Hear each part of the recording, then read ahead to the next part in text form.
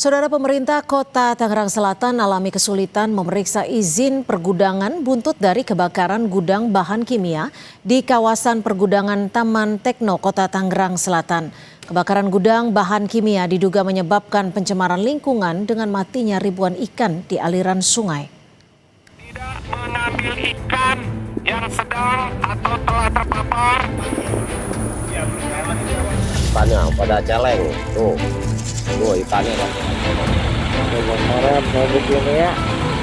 banget tuh ikannya pada Ikan-ikan celeng. ini mendadak mati di Kali Jaltreng dan Sungai Cisadane, diduga tercemar zat kimia akibat kebakaran gudang yang menyimpan berbagai jenis cairan pestisida.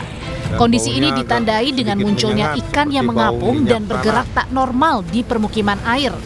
Dinas Lingkungan Hidup setempat pun mengambil sampel air di 4 titik berbeda dan akan diuji di laboratorium.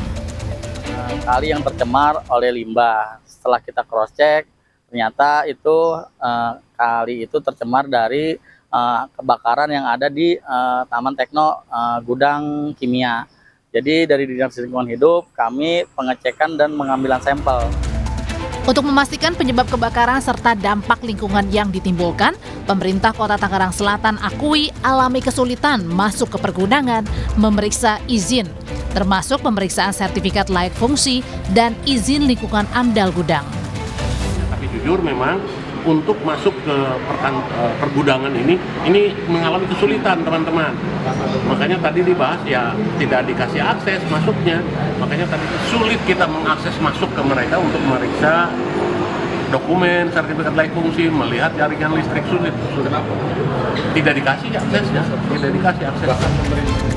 Sementara hari ini, meski bangkai ikan masih terlihat di aliran Sungai Cisadane di area Jembatan Kaca Kota Tangerang, Banten, warga sudah berani kembali untuk memancing, bahkan tak takut mengkonsumsi ikan dari aliran Sungai Cisadane. Enggak, kalau ini sekarang ini ikan udah bagus. Udah bagus, itu yang mati itu sisa-sisa kemarin. Dan itu tidak diambil?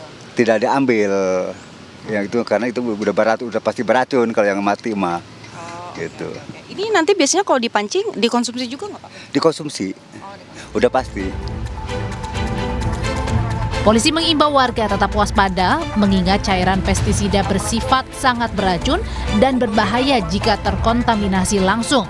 Penyelidikan lanjutan juga terus dilakukan termasuk menunggu hasil pemeriksaan laboratorium dari Puslapfor keluar. Tim Liputan Kompas TV.